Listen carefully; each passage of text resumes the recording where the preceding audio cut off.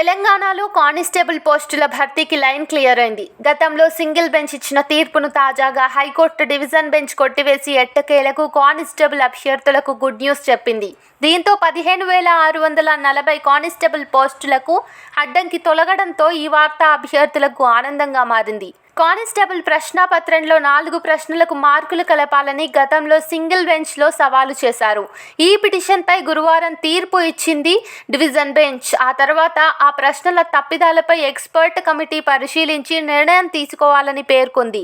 అంతేకాకుండా 4 వారాల్లో constable selection ప్రాసెస్ను పూర్తి చేయాలని పోలీస్ రిక్రూట్మెంట్ బోర్డును ఉన్నత న్యాయస్థానం ఆదేశించింది. ఇక ఈ తీర్పుపై పలువురు హర్షం వ్యక్తం చేయగా, రాష్ట్రంలో ఎన్నికైన కొత్త ప్రభుత్వం నిరుద్యోగ యువతకు ఉద్యోగ అవకాశాలు కల్పిస్తుందనే ఆశకు ఈ తీర్పు ఊతమిచ్చిందని అభిప్రాయపడుతున్నారు.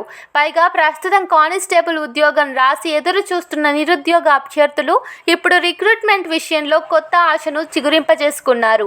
ప్రస్తుతం కానిస్టేబుల్ రిక్రూట్మెంట్ పరంగా మరో 4 వారాల్లోపు వచ్చే రిజల్ట్ కోసం అభ్యర్థులు ఎదురుచూపులు మొదలుపెట్టారు.